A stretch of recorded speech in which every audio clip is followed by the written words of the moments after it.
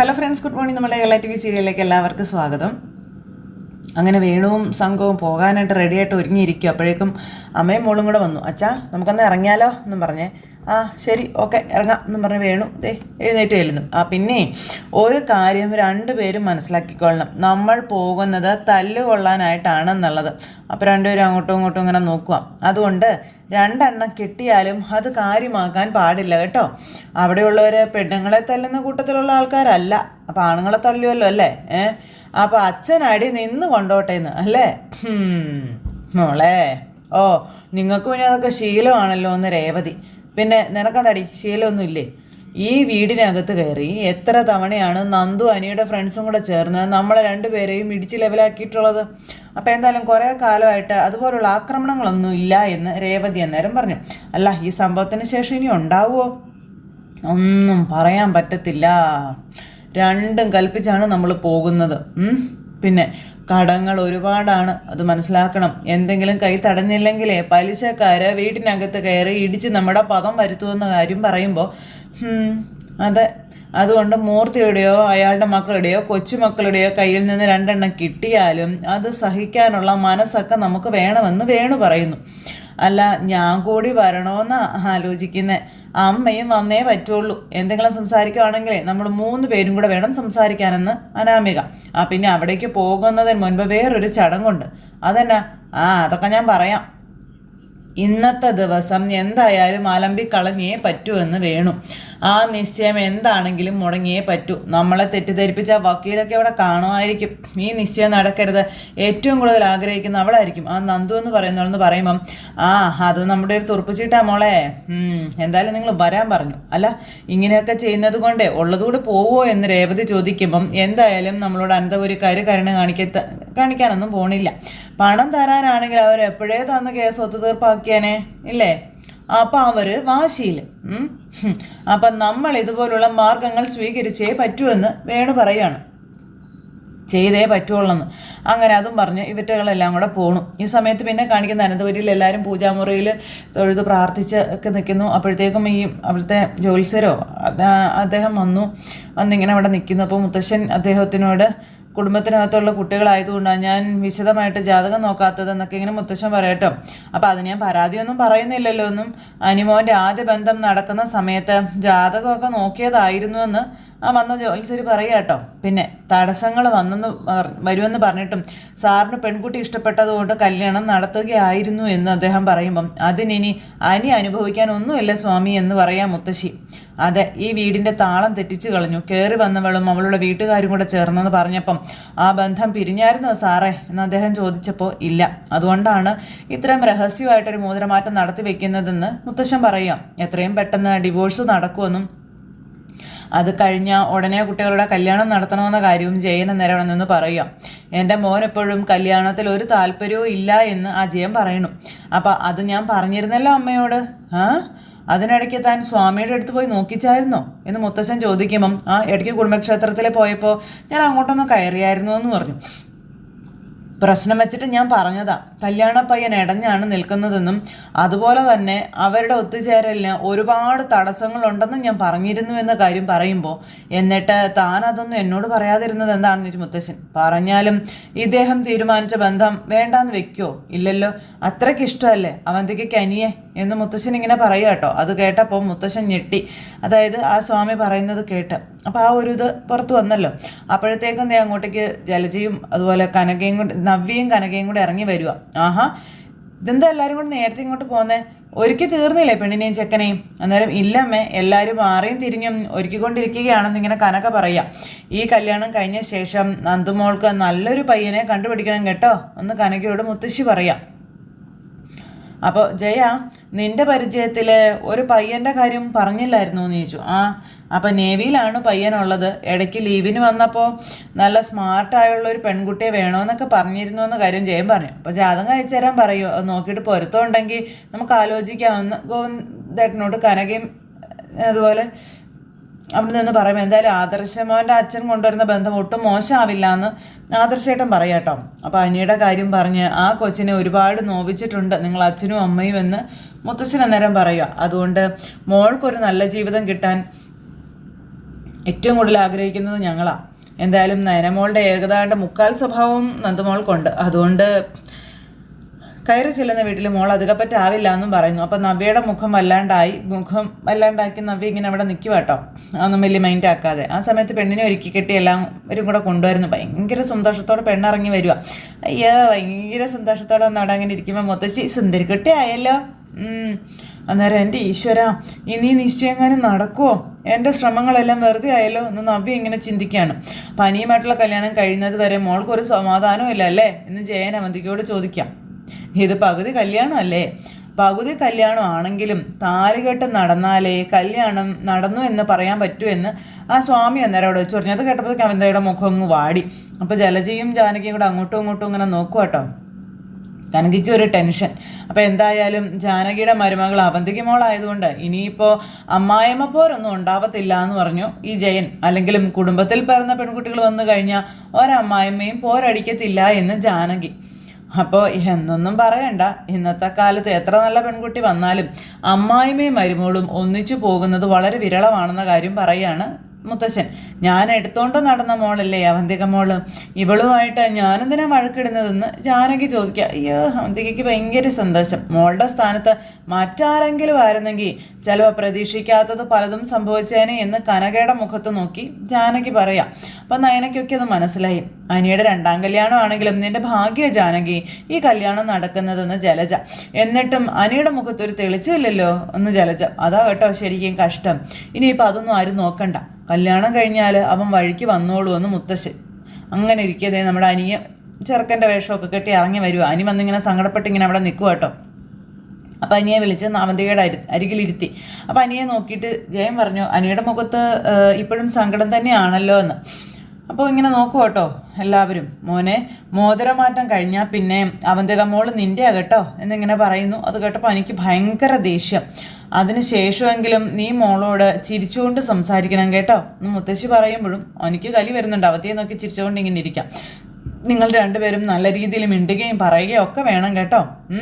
അപ്പോൾ എനിക്ക് കുഴപ്പമൊന്നുമില്ല മുത്തശ്ശിയെന്ന് അവന്തിക. ഇവനും ഇനി കുഴപ്പമൊന്നും ഉണ്ടാവത്തില്ലെന്നേ, പിന്നെ അതൊക്കെ നല്ല ഇതിലങ്ങ് പൊക്കോളൂ എന്നും മുത്തശ്ശൻ പറയുമ്പോൾ ഈ നിശ്ചയമൊക്കെ നടന്നു കഴിഞ്ഞാൽ പിന്നെ എൻ്റെ പെണ്ണിന് ഇവനെ കൊണ്ടുള്ള ശല്യമേ ഉണ്ടാകാൻ പോണില്ല എന്ന് നമ്മുടെ നവീൻ ചിന്തിക്കുന്നു. എന്നാ വക്കീലെ, ഞങ്ങൾക്കൊക്കെ ഒരു സാധ്യത തരാൻ ഉദ്ദേശിക്കുന്നതെന്ന് ചോദിച്ചു ജയൻ. അതേപ്പറ്റി തന്നെയാണ് ഞാനും ചോദിച്ചുകൊണ്ടിരുന്നതെന്ന് ആദർശം പറഞ്ഞു. ഭാഗ്യം ഉണ്ടെങ്കിൽ ഉടനെ എല്ലാം നടക്കുമെന്നേ എന്നും പറഞ്ഞിങ്ങനെ നമ്മുടെ നവീൻ. അമ്മയ്ക്ക് ഇഷ്ടപ്പെട്ട പെണ്ണിനെ കണ്ടെത്തിയോ? പെണ്ണിനെയൊക്കെ ഞാൻ കണ്ടെത്തിയെങ്കിലേ എന്ന് നവീൻ പറയപ്പോഴത്തേക്ക് അനിയുടെ കൈയും കാലും പറക്കാൻ തുടങ്ങി. പക്ഷെ പെൺകുട്ടിയോടും അവളുടെ വീട്ടുകാരോടും അതേപ്പറ്റി ഒന്നും ഇതുവരെ ഞാൻ പറഞ്ഞിട്ടില്ല എന്ന് പറഞ്ഞു. അപ്പോൾ അങ്ങനെ ആയാൽ എങ്ങനെയാ മോനെ ശരിയാകുന്നതെന്ന് കനക ചോദിച്ചു. എത്രയും പെട്ടെന്ന് അവരെയൊക്കെ വിവരം അറിയിക്കണ്ടേ, അതല്ലേ വേണ്ടത്. അപ്പം അങ്ങനെ വിവരം അറിയിക്കണമെങ്കിൽ മോൻ്റെ അമ്മ മോൻ ഇഷ്ടപ്പെടുന്ന പെൺകുട്ടിയെ വീട്ടിൽ കയറ്റാമെന്ന് സമ്മതിക്കണ്ടേ എന്ന് ചോദിച്ചു. അപ്പോൾ അതേ നവീൻ അനി ഭയങ്കര ടെൻഷനായിട്ടിരിക്കുമ്പോൾ നവീൻ ഭയങ്കര ടെൻഷൻ ഫ്രീ ആയിട്ട് നിൽക്കുക. അപ്പോൾ തൻ്റെ ഇടം കുറച്ചുകൂടി പെൺകുട്ടിയാണെങ്കിൽ അവളെ ഒഴിവാക്കുന്നതായിരിക്കും നവീന് നല്ലത് കേട്ടോ എന്ന് നയനി അന്നേരം പറഞ്ഞു. ഞാനേ പത്മത്തെ ഒന്ന് കാണട്ടെ, അവളെ ശരിക്കും ഒന്ന് ഉപദേശിക്കുന്നുണ്ടെന്ന് ദേവയാനി അപ്പോൾ പറയാം. ഇന്നത്തെ കാലത്ത് തൻ്റെ ഇടം ഇല്ലാത്ത പെൺകുട്ടികൾ അതിന് ആരാ ഉള്ളത്? അതൊക്കെ എൻ്റെ മരുമോള്. അവളാണെങ്കിലേ തൻ്റെ ഇടത്തിന് കയ്യും കാലും വെച്ച് നടക്കുകയാണെന്ന് ജലജ പറയുമ്പം അങ്ങനെയുള്ളവർ ഈ ചടങ്ങിൽ പങ്കെടുക്കുന്നത് ഇഷ്ടമല്ലെങ്കിലേ ഞാനങ്ങ് പോയേക്കാവെന്ന് നവ്യ. അപ്പം എന്താ ജലജ ഇത്? നല്ലൊരു കാര്യം നടക്കാൻ പോകുമ്പോഴാണോ ഇങ്ങനെയൊക്കെ സംസാരിക്കുന്നതെന്ന് മുത്തശ്ശി ചോദിച്ചു. മതി, ഇനി പൂജകളൊക്കെ നടക്കട്ടെ സ്വാമി എന്ന് പറഞ്ഞു. സ്വാമി അവിടെ നിന്ന് പൂജകളും കാര്യങ്ങളും ചെയ്യുന്നു. അപ്പോൾ നീ സ്നേഹിക്കുന്ന അല്ലെങ്കിൽ ഞാൻ സ്നേഹിക്കുന്ന പെണ്ണിൻ്റെ അച്ഛനും അമ്മയാടാ ഇവിടെ നിൽക്കുന്നത് എന്ന് അനി മനസ്സിലിങ്ങനെ പറയുകയാണ്. ആ സമയത്ത് ആ പൂജയിൽ അദ്ദേഹം ഇങ്ങനെ ഓരോന്നൊക്കെ ചെയ്യുന്നു. അപ്പോഴത്തേക്കും പോലീസ് വണ്ടി ഇങ്ങനെ പോവുക. അപ്പോൾ എന്താ മേഡം വണ്ടിയിൽ കയറിയപ്പോൾ തൊട്ട് ഭയങ്കര സങ്കടമാണല്ലോ, എന്താ കാര്യം എന്നിങ്ങനെ നന്ദുവിനോട് ചോദിക്കുക ഒരു പോലീസുകാരൻ. അപ്പം നന്ദു ഇങ്ങനെ സങ്കടപ്പെട്ടിരിക്കുന്നു. എന്നും എല്ലാവരും ഒരു മൂടി തന്നെ ആയിരിക്കില്ലല്ലോ, അപ്പം അമ്മയും അച്ഛനുമായിട്ട് പിണങ്ങിയോ എന്നൊക്കെ പോലീസുകാരൻ ചോദിക്കുമ്പം ചെറിയൊരു സൗന്ദര്യപ്പണക്കുണ്ട്. ക്യാമ്പസിൽ മയക്കുമരുന്ന് സപ്ലൈ ചെയ്യുന്ന ഒരു ടീമിനെ പൊക്കണമെന്ന് മേഡം പറഞ്ഞിരുന്നു.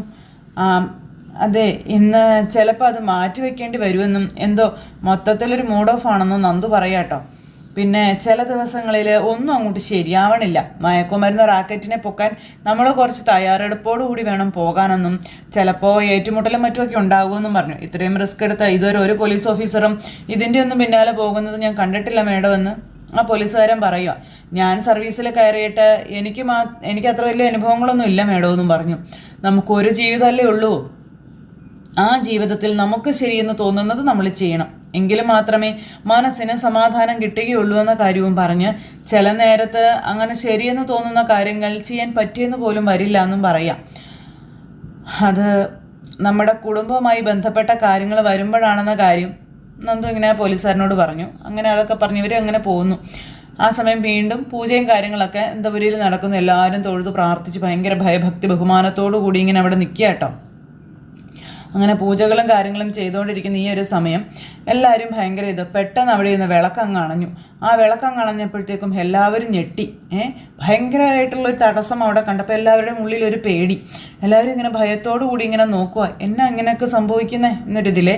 അപ്പോൾ ഈ സ്വാമി നേരെ മുത്തശ്ശൻ്റെ നേരെ ഒന്ന് നോക്കി, മുത്തശ്ശനാണ് മുത്തശ്ശിയുടെ നേരെ നോക്കി. ആ സമയം ഒരു കാരണവും ഇല്ലാതെ വിളക്കിലെ തിരി അണഞ്ഞു പോയല്ലോ സ്വാമി എന്ന് മുത്തശ്ശി പറഞ്ഞപ്പം ആർക്കൊക്കെയോ ഈ നിശ്ചയം നടത്തുന്നതിൽ താല്പര്യക്കുറവുണ്ട് എന്ന് സ്വാമി അന്നേരം അവിടെ നിന്ന് പറയുക. ആ സമയത്ത് ഇങ്ങനെ നോക്കുവാട്ടെ എല്ലാവരും അങ്ങോട്ടും ഇങ്ങോട്ടും. എനിക്കാണെന്നുള്ള കാര്യം എല്ലാവർക്കും അറിയാം. ആ സമയം അത് എൻ്റെ പ്രാർത്ഥനയാണ്, എങ്ങനെയെങ്കിലും ഈ ചടങ്ങ് മുടങ്ങിയാൽ മതിയായിരുന്നു എന്ന് പറഞ്ഞ് നബി ഇങ്ങനെ മനസ്സുരുക്കി അവിടെ നിന്ന് പ്രാർത്ഥിക്കുന്നു. ആ സമയം നമ്മുടെ ദേവയാനി അങ്ങോട്ടേക്ക് കയറി ചെന്നു. ഇടയ്ക്ക് അങ്ങ് കയറി ചെന്നിട്ട് ആ അണഞ്ഞു പോയ തിരി വീണ്ടും കൊളുത്തി വെക്കുവാണ്. ആ സമയത്ത് എനിക്ക് ഭയങ്കര സന്തോഷമായി കേട്ടോ. ആ സമയം ദേവയാനി ഇതെല്ലാം എടുത്ത് തിരിയൊക്കെ മാറ്റി പുതിയ തിരിയൊക്കെ എടുത്ത് കത്തിച്ചിട്ട് അങ്ങോട്ടേക്ക് മാറി നിൽക്കുകയാണേ. ആ സമയം പറഞ്ഞുകൊണ്ട് അനി ഇങ്ങനെ ഭയങ്കരമായിട്ട് ദേഷ്യപ്പെട്ടും സങ്കടപ്പെട്ടും ഒക്കെ ഇങ്ങനെ അവിടെ നിൽക്കുന്നു. സമയം നയനയ്ക്കൊക്കെ ടെൻഷനാണ്. ഇതെങ്ങാനും മുടങ്ങിയാലോ അടുത്ത പണി വരുമല്ലോ എന്നുള്ളൊരു. അവന്തികയ്ക്കാണെങ്കിൽ ആകെ ഇത് അന്താളിപ്പ് ഇങ്ങനെ നോക്കി നിൽക്കുന്നു. സ്വാമി വീണ്ടും പൂജകൾ ഇങ്ങനെ തുടർന്നുകൊണ്ടേ ഇരിക്കുകയാണ്. അനിയാണെന്നുണ്ടെങ്കിൽ ഇങ്ങനെ ആകെ കരഞ്ഞ് വിളിച്ച് ഭയങ്കര ഇതിലിങ്ങനെ നിൽക്കുന്നു നന്ദു എന്നുള്ളൊരു ചിന്തയിൽ. അങ്ങനെ അത് കഴിഞ്ഞ് കുറച്ച് കഴിഞ്ഞപ്പോഴത്തേക്കും വരേണ്ട ആൾക്കാർ അവിടെ എത്തിക്കഴിഞ്ഞു. അത് വേറെ ആരും ആയിരുന്നില്ല, നമ്മുടെ വേണുവും അതുപോലെ മകളും ഭാര്യയായിരുന്നു. അവർ വന്നു പുറത്തിങ്ങനെ നിൽക്കുക. ഞാനേ ഷർട്ടിനുള്ളിൽ നല്ല കട്ടിയുള്ള 2 ബനിയനാണ് ഇട്ടിരിക്കുന്നത്. ഇടി കിട്ടുകയാണെങ്കിലും താങ്ങണമല്ലോ ഒന്ന് വേണു. ദേ നോക്ക്, സംസാരിക്കാനുള്ളതൊക്കെ നിങ്ങൾ തന്നെ സംസാരിക്കണം കേട്ടോ എന്ന് രേവതി പറഞ്ഞപ്പം അയ്യോ അതെങ്ങനെയാണ് ശരിയാകുന്നത്? അലമ്പാനായിട്ടാണ് നമ്മൾ വന്നിരിക്കുന്നത്. അപ്പം പിന്നെ മൊത്തത്തിൽ അലമ്പിക്കൊള്ളണം. അല്ലാതെ പിന്നെ നിങ്ങൾ രണ്ടുപേരും മാറി നിന്നാൽ തീരെ പറ്റത്തില്ല. എന്താ പറയാനുള്ളതെന്ന് വെച്ചാൽ ഞാൻ പറഞ്ഞോളാം, എനിക്ക് ആ കാര്യത്തിൽ ഒരു പേടിയില്ല എന്ന് അനാമിക. അല്ലെങ്കിൽ തന്നെ എന്തിനാ മോളെ പേടിക്കുന്നത്? നമ്മൾ നാണം കെട്ട് നാറിപ്പോയ ആൾക്കാരല്ലേ. ഇനിയിപ്പോൾ നമ്മൾക്ക് ആരുടെയും മുഖം നോക്കാതെ എന്നാ വേണമെങ്കിലും അങ്ങ് പറയാം, ആരെയും നോക്കണ്ട. മോതിരമാറ്റിപ്പോൾ നടന്ന് കാണുമായിരിക്കും വെച്ചാ? അതിനുള്ള സാധ്യതയൊന്നും ഇല്ലെന്നേ. രഹസ്യമായിട്ടാണ് മൂർത്തിയും കുടുംബവും കൂടി വീട്ടിനകത്ത് വെച്ച് ഈ ചടങ്ങൊക്കെ നടത്താൻ പോകുന്നത്. അപ്പോൾ എന്ന് വെച്ചാൽ അനന്തപുരി തറവാട്ടിലുള്ളവർ തമ്മിലാണല്ലോ ഒന്നിക്കാൻ പോകുന്നത്. അതുകൊണ്ട് പിന്നെ നാട്ടുകാരെയും ബന്ധുക്കളെയും ഒന്നും അറിയിക്കേണ്ട കാര്യമേ ഇല്ലല്ലോ. എന്നിട്ടും നമ്മളിതറിഞ്ഞില്ലേ അച്ഛാ? ഇല്ലേ? നോക്ക്, ആ വക്കീൽ മഹാകള്ളന വേണു കേട്ടാ. നമ്മൾ ചിന്തിക്കുന്നത് പോലെ തന്നെ നന്ദുവിനെ കിട്ടാൻ വേണ്ടിയിട്ടാ എടിപെടിന്ന് ഇവരെ തമ്മിൽ അവനെ ഒന്നിപ്പിക്കാൻ നോക്കുന്നത്. ഇന്നത്തോടു കൂടി എല്ലാം പൊളിച്ചെടുക്കണം. അത് വേണു കേട്ടാ എന്നും പറഞ്ഞിങ്ങനെ നമ്മുടെ രേവതി മോതിരം കൈമാറിയിട്ടുണ്ടെങ്കിൽ അത് നമുക്ക് കോടതിയിൽ വലിയൊരു തെളിവാണ് മോളെ എന്ന് വേണു പറയുന്നു. ആ ഒരൊറ്റ കാരണം വെച്ച മൂർത്തിയെയും കുടുംബത്തെയും നമുക്ക് മൂക്ക് കയറിടാൻ പോലും പറ്റുമെന്നുള്ള കാര്യവും പറയാം. അത് ശരിയാന്നും പറഞ്ഞ് ഇവരിങ്ങനെ ഇവിടെ നിൽക്കുന്നു. അങ്ങനെ 3 എണ്ണങ്ങളും കൂടി വാന്നും പറഞ്ഞ് അകത്തേക്ക് കയറി പോവുകയാണ്. ആ സമയത്ത് അവിടെ അകത്ത് ഇനി മോതിരമാറ്റം നടത്താം എന്ന് സ്വാമി പറഞ്ഞു. അത് മുത്തശ്ശൻ്റെ കയ്യിലേക്ക് കൊടുത്തു. മുത്തശ്ശൻ അവന്തികയുടെയും അനിയുടെയും കയ്യിലേക്ക് ആ മോതിരങ്ങൾ കൊടുത്തു. എനിക്ക് ആ മോതിരം കണ്ടിട്ട് തെറിഞ്ഞ് കളയാൻ തോന്നുന്നുണ്ട്. അവന്തികയാണെന്നുണ്ടെങ്കിൽ മോതിരം കണ്ട് ഭയങ്കര സന്തോഷത്തോടെ ഇങ്ങനെ നിൽക്കുന്നു. അവന്തിക ഇടാൻ തയ്യാറായി ഇങ്ങനെ തിരിഞ്ഞങ്ങ് നിൽക്കുന്നു. അനി അപ്പോഴും ഇങ്ങനെ സൈഡിലേക്ക് ചെരിഞ്ഞ് നിൽക്കുക. ജലജയും ജാനകിയും അവയും മോതിരം എന്നുള്ള ഇതിൽ ഇങ്ങനെ നിൽക്കുക കേട്ടോ. ആ സമയത്ത് നമ്മുടെ നവീനും ഭയങ്കര ഹാപ്പിയാണ്. അനി അന്നേരം ഇങ്ങനെ ദയനീയമായിട്ട് മുത്തശ്ശിൻ്റെയും മുത്തശ്ശിയുടെ ഒക്കെ മുഖത്തേക്ക് നോക്കുവാണ്. എല്ലാവരും ഇങ്ങനെ ആകാംക്ഷയോടെ നിൽക്കുന്നു. ഈ സമയത്ത് അനിയുടെ കയ്യിലേക്ക് മോതിരം ഇടാനായിട്ട് ഭയങ്കര ധൃതിയിൽ അവന്തിക കൈ പിടിച്ചു പറിച്ചിങ്ങ് വാങ്ങിക്കുക. അപ്പോഴേക്കും നിർത്തോ എന്നും പറഞ്ഞുകൊണ്ട് അവിടെ നിന്ന് 3 പേര് രംഗത്തേക്ക് വന്നു. അപ്പോഴാണ് നമ്മുടെ നവ്യയുടെ മുഖത്ത് ആ പുഞ്ചിരി വിടർന്നത്. നവ്യ ഇങ്ങനെ സന്തോഷത്തോടെ തുള്ളിച്ചാടാൻ പാകത്തിന് നിൽക്കുക.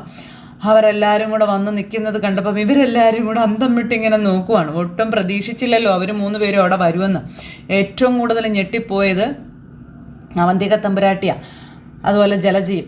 ഇങ്ങനെ ഇവർ കണ്ണും തള്ളിപ്പിടിച്ച് ഇങ്ങനെ നിൽക്കുവാണ്. അപ്പോൾ ഒട്ടും പ്രതീക്ഷിക്കാതെ അവരുടെ ആ ഒരു മാസ് എൻട്രി. അപ്പോൾ എന്താ തനിക്കിവിടെ കാര്യമെന്ന് ജയൻ ചോദിച്ചു. കോടതിയിൽ കേസ് നടക്കുകയാണ്, കുടുംബ കോടതിയിൽ. അത് കഴിഞ്ഞിട്ടില്ല. പഴയ ബന്ധം പിരിയാതെ പുതിയ ബന്ധം എങ്ങനെ കൂടും സാറുമാരെ എന്ന് വേണു ചോദിച്ചു. ആരാടാ നിന്നെ ഇങ്ങോട്ട് ക്ഷണിച്ചത് എന്ന് മൂർത്തി കുറിച്ച് ചോദിച്ചു. എൻ്റെ വീടിൻ്റെ ഗേറ്റ് കിടന്ന് നീയും നിൻ്റെ മകളും ഭാര്യയും വരരുതെന്ന് പറഞ്ഞിട്ടുള്ളല്ലേടാന്ന് ചോദിച്ചു. പിന്നെ ഇവിടേക്ക് വരാൻ നിനക്ക് എങ്ങനെ ധൈര്യം കിട്ടിയടാന്നും ചോദിച്ചു. അപ്പോൾ വേണു ഇങ്ങനെ നോക്കുക കേട്ടോ. ഇങ്ങനെ ഒരു കാര്യം അറിഞ്ഞാൽ പിന്നെ വരാതിരിക്കാൻ പറ്റുമോ സാറേ എന്ന് രേവതി ചോദിക്കുക. അയ്യോ അനാമികയ്ക്ക് ഭയങ്കര പേടിയുണ്ട്. അവന്തിക ആകെ ഇതായിട്ട് നിൽക്കുക. ഡിവോഴ്സ് കഴിഞ്ഞിട്ട് ഇത്തരം ചടങ്ങുകളൊക്കെ നടത്തിയാൽ പോരായിരുന്നോ സാറേ എന്ന് അനാമികയുടെ ഒരു ചോദ്യവും കൂടി. അല്ല സാറേ, അതെ ഇതേ സാറിൻ്റെ കൊച്ചുമോൻ കെട്ടിക്കൊടുത്ത താലിയാണ് ഈ കിടക്കുന്നതെന്നും പറഞ്ഞ് അത് കാണിച്ചു കൊടുക്കണം. എനിക്ക് സമാധാനമായി. അതുപോലെ കല്യാണത്തിൻ്റെ അന്ന് സാറിൻ്റെ കൊച്ചുമോൻ ഇട്ട് കൊടുത്ത മോതിരമാണ് മോളുടെ കയ്യിൽ കിടക്കുന്നതും, അതും കാണിച്ചു കൊടുക്കുക പറഞ്ഞ അനാമിക അവന്തികയുടെ നേരെ നോക്കുക. എങ്ങനെ അതൊക്കെ മാറ്റാതെ മറ്റൊരു പെൺകുട്ടിയുടെ കയ്യിൽ മോതിരിട്ട് കൊടുക്കുന്നത് എവിടുത്തെ ഏർപ്പാടാണ് സാറേ? മര്യാദക്ക് ഇവനെ വിളിച്ചോണ്ട് ഇറങ്ങി പോടി എന്ന് മുത്തശ്ശി അന്നേരം അവിടെ എന്ന് പറഞ്ഞു. ഇവൾ ആരാണെന്നും എന്താണെന്നും അന്ന് കോടതിയിൽ എല്ലാവരും കണ്ടതാണെന്ന കാര്യവും പറയുന്നു. എന്നിട്ടും പിന്നെയും തലയ്ക്ക് വെളിവില്ലാത്ത മോളെയും കൊണ്ട് വന്നിരിക്കുക, അതിനേക്കാളും വെളിവില്ലാത്ത അച്ഛനും അമ്മയും കൂടി എന്നൊക്കെ പറയുമ്പം തലയ്ക്ക് വെളിവില്ലാത്തത് ഇവിടെ ഉള്ളവർക്കാ. അതുകൊണ്ടാണ് ബന്ധം പിരിയുന്നതിന് മുൻപേ നിശ്ചയം നടത്താനൊക്കെ നോക്കിയതെന്ന് പറഞ്ഞു വേണു. പറഞ്ഞു തീർന്നില്ല, കൊടുത്തു വേണുവിൻ്റെ ചെവിക്കല്ല തീർത്ത് ഒരൊറ്റ നമ്മുടെ മുത്തശ്ശൻ. ഒരെണ്ണം കിട്ടിയാലും കുഴപ്പമില്ലെന്നുള്ള രീതിയിലാണ് നിൽക്കുന്നത്. അന്നേരത്തേക്കും നമ്മുടെ അനാമികയും രേവതിയും ഒക്കെ മുറിച്ച് കളഞ്ഞ ബന്ധമാണിത്, നിന്റെ മോളുടേത്. അതും പൊക്കി പിടിച്ചിങ്ങോട്ട് വരണ്ട, നീ ന്യായം പറഞ്ഞുകൊണ്ട് വരുവാണോടാന്ന് ചോദിച്ചു. സാർ എന്നെ തല്ലിക്കോ, തല്ലി വേണമെങ്കിൽ കൊന്നോ, എന്നാലും നിയമത്തിൻ്റെ വഴിക്ക് തന്നെ പോകണം എന്ന് വേണു മുത്തശ്ശനോട് പറയാം. മാസ് ഡയലോഗൊക്കെ ആയിരുന്നു. ഇത്തവണ എന്തായാലും അവർ പൊളിച്ചു. വേടാ എന്താന്ന് വെച്ചാൽ ഞങ്ങൾ കോടതിയിൽ പറഞ്ഞോളാം, നീ തല്ലുകൊണ്ട് ചാവാതെ നിന്റെ ഭാര്യയും മോളെ വിളിച്ചിട്ട് പോകാൻ നോക്കടാന്ന് അജയൻ. അപ്പം ഞങ്ങൾ അങ്ങനെ പോകാൻ വന്നവരല്ല സാറേ, എൻ്റെ മോൾക്ക് നീതി കിട്ടണമെന്ന് പറഞ്ഞു വേണു.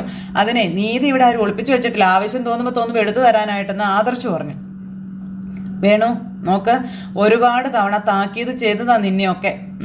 മനഃപൂർവ്വം ഈ ചടങ്ങ് നഷ്ടപ്പെടുത്താൻ അല്ലെങ്കിൽ തടസ്സപ്പെടുത്താൻ നോക്കിയാം, അതിന് നീ നിന്റെ മോളും അനുഭവിക്കേണ്ടി വരും.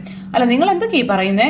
ഞങ്ങൾ ചെയ്തത് തെറ്റാണെന്ന് നിയമം പറയട്ടെ, അല്ലെങ്കിൽ കോടതി പറയട്ടെ എന്ന് രേവതി പറയുമ്പോൾ നീതി നിയമം നോക്കുന്ന ആൾക്കാർ ഇപ്പം ഇറങ്ങി പോടി ഇവിടെ നിന്നും പറഞ്ഞ് ദേവയാനി അന്നേരം രേവതിയോട് പറയാം, ഇറങ്ങി പോടോ എന്നും പറഞ്ഞു തീർന്നില്ല. ഈ അജയൻ നമ്മുടെ വേണുവിനെ പിടിച്ച് തള്ളാൻ നോക്കും. ഒരു വണ്ടിയുടെ ശബ്ദം നോക്കുമ്പോൾ അതേ പോലീസ് വണ്ടി ഇങ്ങനെ നിൽക്കും. അപ്പോഴത്തേക്കും അവന്തിക ഇങ്ങനെ അനിയെ നോക്കും അന്താളിച്ച്. അനിയുടെ മുഖത്താണെങ്കിൽ മതി ഭയങ്കര സന്തോഷം. അപ്പോൾ ഈ അനി എന്നിട്ട് അവന്തിക ഇങ്ങനെ ഓട്ടക്കണ്ണിട്ട് നോക്കുക കേട്ടോ.